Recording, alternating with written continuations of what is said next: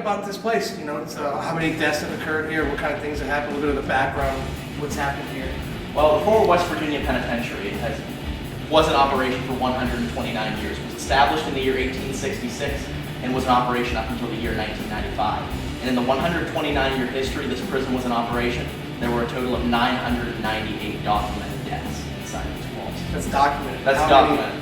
Now, we're not sure exactly how many weren't documented because, of course, there's no documentation to prove that. But there are multiple stories of things that we've heard, executions that were not documented. Now, that was never proven, of course, like I said, not documented. There's also the story of the warden between 1885 and 1887 named John Peck, who would punish the inmates. Now, the punishment was a little bit severe and actually verged on torture.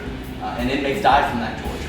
What kind of torture, like what kind of tactics would he use? He had a few different devices that he not only invented, but he would build. It was kind of like he would have. And he himself would do the torture. One of the devices was called the kicking jenny, and it was basically a whipping post. He would build this device that would restrain the inmate. It would lay over top of the device, they would have their arms and their legs chained to the ground, and then he would take a whip. It was basically a leather strap about 3 feet long and about 3 inches thick. He would beat the inmate across the back with it. And it was actually said that John Peck did not believe the inmate had been punished sufficiently until either the inmate was near death or he was tired of whipping. That's when he would stop. Of course, there were other devices like the shoe fly, which was essentially water torture, waterboarding, so to speak. They would put a high-pressure hose to the inmate's face, essentially drowning the inmate.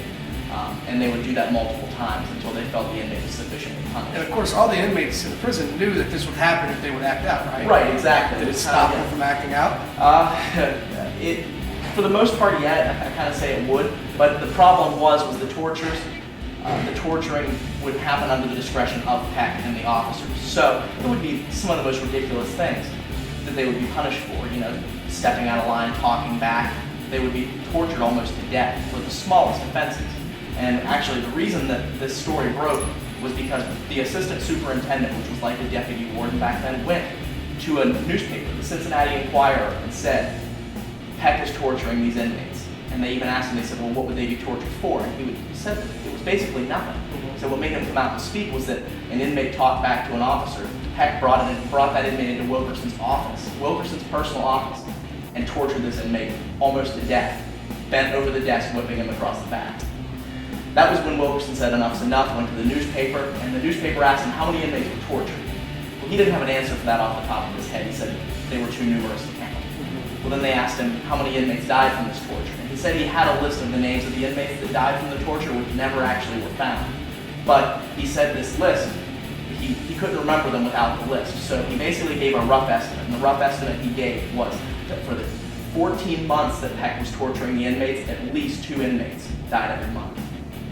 So if that number holds true, that's 28 deaths that we don't know about, pushing that number well over 1,000. So has anybody went and done like an audit to see, like a prisoner came in, never left, no documentation of it? No, not that we can say, but there were too many inmates that came through here for that to really be done. With someone who was really, they'd have to be dedicated to that work, and we haven't found anyone who's been that dedicated to go down to the archives and go through every single inmate that was ever brought in here. It would be a lot of work to do that. But what's funny is that the newspaper then asked Wilkerson, well, of course that's a lot of people that died. So their first question was, what's happening to these inmates? And he told them they're buried beneath the walls. They had to do something with the bodies. Right. And that's what I was thinking when you're telling me that. Are they buried on the ground? And as the story goes, it's never been checked, it's never been validated, but if that story is true, there are over 28 bodies buried along the walls of the penitentiary. Not to mention that the prison itself is actually built entirely on Adena Indian burial site, Native American burial grounds. Yeah. It's an entire building. So that's just fueling the activity here. Yes. Yeah. So let's talk a little bit about the '86 riots. What kind of effect that had, not only on the prison but the community, and what happened during those riots. The 1986 prison riot is considered by many to be one of the most violent prison riots in the history of the country, actually. And the riot took place on January 1st, New Year's Day, actually, 1986. The inmates started the riot around 5:30 in the afternoon. It was dinner time, so they started it in the old cafeteria, which has since been torn out when the new cafeteria was built. But they started it in that cafeteria. The riot spread throughout the rest of the prison. The inmates had full control over the entire prison for a total of 52 hours. What happened in those 52 hours? In those 52 hours, the inmates took 16 hostages, which were 15 correctional officers and 1 food service worker. And the hostages, of course, were a negotiation tactic. The inmates wanted the governor of West Virginia to come into the prison to negotiate with them. And they wanted a new cafeteria, which the governor was Archmore Jr. at that time, and Archmore Jr. came into the prison to negotiate with the inmates on that new cafeteria, which they did eventually get. Now that was the main reason for the riot, but the inmates felt that while they had control of the prison, they thought it would be a good time to eliminate some of the rats, snitches, and informants of the penitentiary. So, during that riot, they brutally murdered 3 of their own inmates. Of course, you had Jeff Atkinson, Richard Dean, and Ken Sly were the 3 inmates that were violently murdered during the riot. So, anytime you have a murder of that caliber, these inmates weren't just killing them to kill them. They were killing them to make a statement. They wanted to show the other inmates in the prison that, hey, Don't rat. Yeah, Don't exactly. be a rat. This is what's going to happen to you if you're a rat. So it got to the point where these inmates were being stabbed so many times they couldn't count during the riot. They weren't just murders to kill the inmate. They were murders to make a statement. They wanted to show the other inmates, this is what's going to happen to you if you're a rat or a snitch. So because of that, these murders happened in excess. You know, the violence was excess. It was, they stabbed him so many times they couldn't count. In the case of Kent Sly, they actually had used dental records to find out who he actually was once they actually recovered his body from the prison. But they got surprised when they went to go check his dental records and found his genitalia in his mouth. Kent Sly was a convicted child molester and killer as well as a rat, so that's why he got the worst end of it. So they said they actually drugged him around the prison for hours, letting the inmates kick him, stab him with anything they could find, all throughout the cell blocks, all throughout New Wall, any cell block that they could drag his body to, they drugged him through the cell blocks and had the inmates kick him, spit on his body, stab him. They found stab wounds from, of course, knives, forks, screwdrivers, stab wounds from plastic, metal, glass, pretty much anything the inmates could stab Kent Sly with, they did. So it's pretty amazing. So what is this thing about people being put in pots? Is that true? That is a rumor. That's a rumor, right? We never actually found records of anyone being cooked in a pot of beans, as you probably heard from other television programming. Television programming and the interviews with former inmates, that was never recovered. I mean, not saying that he's lying. He could very well be telling the truth, but from our records, we could not find anyone who was ever cooked in a pot of beans here in the prison. So, hey, so tell us a little bit about these instruments, these things that are in here. All this stuff right here is antique medical supplies that would have been used over in the old hospital building, which no longer stands. The hospital building was torn down in the early 70s whenever the new infirmary and hospital was put up. These are all just various hospital equipment that would have been used for, of course, the health care of the inmates. So yeah, so that's yep.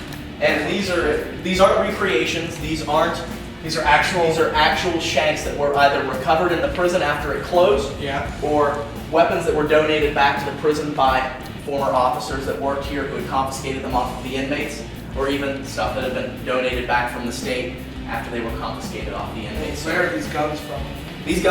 All these guns right here were used in the prison by the officers. Okay. So these are guns that were donated back. Guns flare gun? Yep, there's a flare gun down there. This right here, actually, the Harrington Richardson Rising 50 45 caliber. Yep. This one right here, I actually find that one most interesting because it was used to kill 2 inmates. This weapon right there was used to kill 2 inmates, actually shot on escape. Okay. So. Okay, I have a slingshot here. Yep. Your prisoner actually built the slingshot. Now, was that to kill somebody, or was that just because, hey, I want to build a slingshot? I'm not exactly sure about that instance. I can almost guarantee you that at some point there was an inmate in this facility that built a slingshot to kill someone. Yeah. But it is very interesting when you look at the creativity that these inmates put into the weapons. You know, you have brass knuckles here that they made out of a bike chain and tape. They just took the bike chain and taped it up, made them into homemade brass knuckles. Right here, and the thing that the officers always said was that if you have something like this head chopper right here, that was the one you didn't have to worry about. These inmates had that as a show. They would say, look at me, I'm a big inmate with a huge weapon, stay away from me. How would they be able to get by with that, They wouldn't have been able to hold on to that for very long. Once they got it, that would be confiscated very quickly. But the officer said the ones that you wanted to worry about were the ones that were small. If they were small and they could be concealed, that's how you know that that inmate was planning on using that to kill another inmate or even an officer. So those were the more deadly ones. Ones that were easier to conceal, ones you could hide in your sleeve or in your pocket. And then we have other weapons here. Yep. I see we have Thompson. Yep, there is a Thompson in there that was also used here in the prison in the north and south wagon gates. So. All right. So tell me about the famous story of Red being murdered by his best friend in this cell right here. Well, this cell right here, this is a cell in North Hall cell block, and this is the punishment section. So basically, this was solitary confinement. The inmates were locked in these cells for 22 to 23 hours out of the day, and they were allowed 1 hour of recreation. So this is where Red Snyder, a very popular inmate in the facility, lived. Chris, get your own. Popular, not in the sense that he was very well liked, he was just very well respected. He was an inmate who had committed quite a few murders, not only outside the prison, but inside the prison as well. And that put him in this cell, which this cell was considered to be set aside for the most violent inmate in the facility. So this was kind of like a token of respect and honor to have this cell because you were the most respected and you were the most feared. And in the late 1980s, early 1990s, that inmate was Red Snyder. And he lived in this cell from 1986 until late 1992. He went out to recreation time with his friend Rusty Lassiter. Now, Red and Rusty had been good friends for a while, and Rusty actually lived just 2 cells down, so they would go out to recreation time together every day. But they had a falling out in November of 1992. What was that falling out? No one really knows what they argued about. Because there's rumors of, the story is that he was running the Aryan Brotherhood here in the prison. Right. And then another guy was trying to rise up and paid his best friend to kill him. Kind of, yeah. I mean, Something like there are stories in that sense, but there are also stories that this was a personal falling out. So there are many stories that have been brought up and many rumors that have been started as to what the argument was about, but no one can really say for sure what these 2 inmates have been arguing about. Okay. But the only thing that we know is that on November the 16th of 1992, when they were supposed to be going out to recreation time, they opened up their cells just like it was any normal day. When they did, Rusty ran out of his cell, ran into this cell that we're standing in right now, and killed Red Snyder, stabbing him 37 times in the chest and the neck area, killing him inside the So cell. that's a crime of passion. Yes. I mean, that's not like a paid hit. Yep, there was definitely some emotion behind that. People also believe that what put so much emotion behind that is that Rusty felt that if he did not commit this murder, that Red was going to kill him because of that falling out, because Red had the reputation, being the type of inmate, of killing inmates that he had problems with. So, now when this murder took place, they say when the murder took place, the first officer on the scene actually yelled for Lassiter to back out of the cell and put his hands in the air. The officer said when Lassiter did that, he walked backwards, put his hands in the air, dropped the weapon, and that's when the blood just started to run out of the cell on the floor. From officers' reports, they said the blood was so thick and so deep on the floor that it would go up past the soles of your shoes. And there was blood on the ceiling, on the floor, yep, all over this back wall here, on the bunk, in the toilet, in the sink, and Red's body was actually propped up in between the bunk and the toilet, which they would call it the rack and the latrine. His body was propped up right in between there. That's where Rusty had wedged him down to Just start to stab him. repeatedly stabbing over and over again. Yep. Okay. So that happened in this cell. And many people have come in contact with Red Snyder since then. This cell is considered to be a paranormal hotspot. Well, we're going to find out tonight if Red's here, huh? Yep. Yeah, cool. Hopefully you will. Yeah. Do that. See It's that. one And that's my Now, crazy let me ask you a question. Yeah. Is it true that in the warden's office, there's a big stained glass pentagram? Yeah, up on the 4th floor of the administration building, there is a stained glass pentagram. Do y'all know the history of how it got there? No idea. The only thing that we know is that we were actually doing renovations up there, starting to clean it up. This was in the late 90s, and it was originally you couldn't see it; it was covered up, and it was like a really thin drywall that was over top of it, and it started to chip off and fall down. So the employee that was working up there at that point just grabbed a hold of it and just pulled it down. There it was, just suddenly. I mean, you can imagine the shock that would be, pull that down, and there's this pentagram just right there. Who's the sickest warden ever worked here? Probably John Peck, which is interesting because right when he was warden was right about when they would be building that area. All right, so we're here in the psych ward, and we got Ryan here. He's going to tell us a little bit about the history of the psych ward, the things that happened here. And you've had a pretty traumatic experience here while you were investigating, right? Yeah, this is actually where I had my most interesting, my most intense, my most extreme paranormal experience was up here in the psych ward. But a little bit of history behind this area. Of course, this was put in around 1972 when the old hospital building was torn down.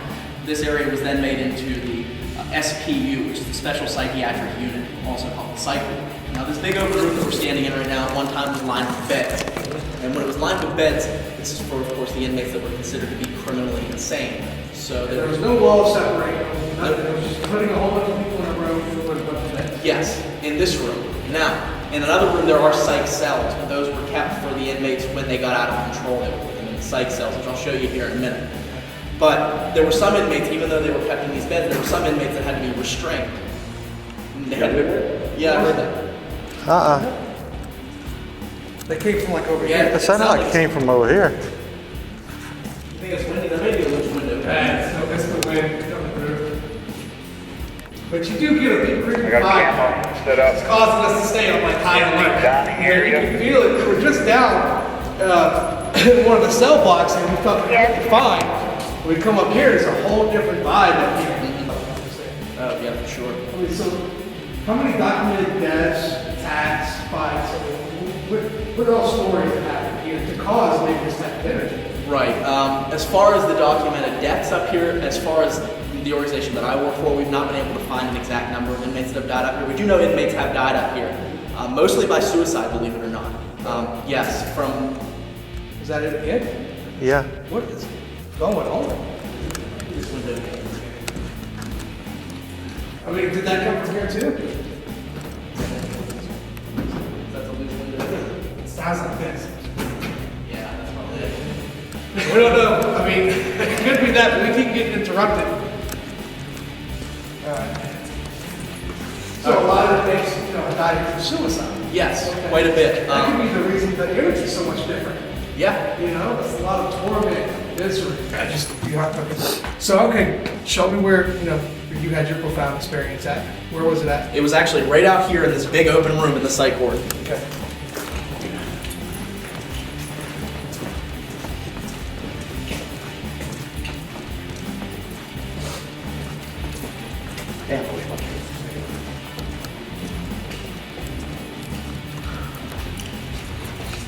All right, so what happened here? In this room, actually, back in 2009, March of 2009, I came in here into this room. It was myself and one other guy. This is when I very first started to investigate. So this would have been 6 years ago or so. And I came into this room. The only equipment I had was one digital recorder. So like I said, I was just getting started. But I wanted to test out this digital recorder, so I went over and set it in the center of the floor to avoid contamination of holding it in my hand and rustling it and all that sort of contamination. And then walked over here and sat in this corner right here. Were you by yourself? It was me and one other guy. Okay. So it was me and one other investigator. He no longer does it anymore. After that night?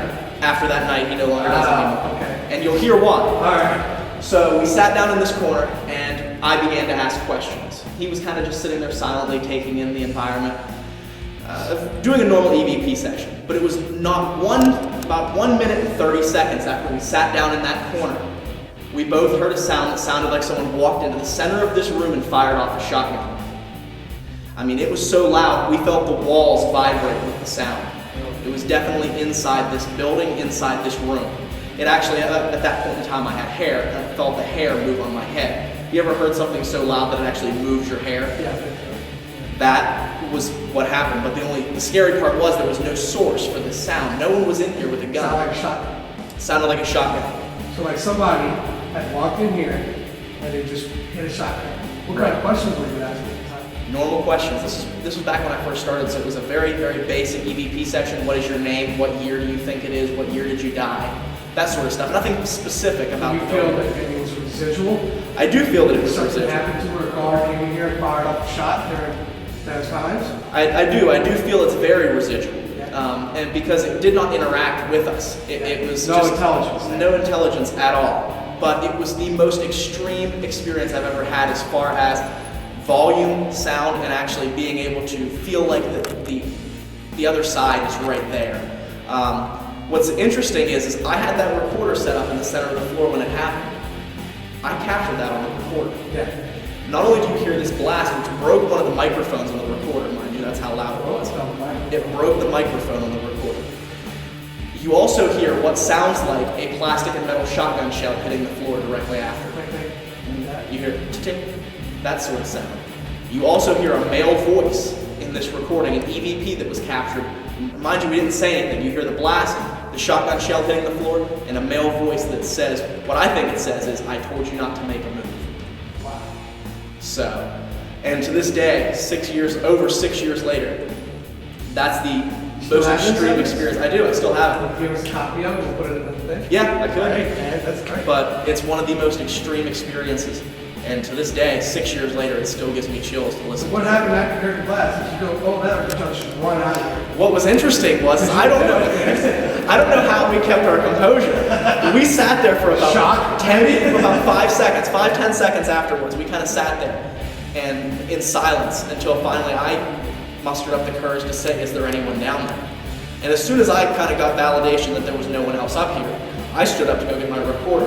As soon as I stood up to get my recorder, that was validation to the guy that I was with that it was time to get the hell out of here. Yeah. So by the time I grabbed my recorder and made it back to the stairs, he was already at the bottom back near the lobby by the time I made it down there. I mean, he took off. Yeah. Well, most people don't know, it's like being a paranormal investigator, when you're actually witnessing evidence and you go through this whole investigation and all this activity happens, you're kind of numb to it. Right. Until like a few days later, you're kind of like, wow, that was so intense. Like now that I look back, Right. Yeah, it's happened so many times. And it was one of those things where I didn't even think. I grabbed my recorder, got out of here. I was just, the sheer adrenaline was going, and it didn't click in my head until I got back to the lobby and looked at the recorder in my hand and said, I just captured all of that.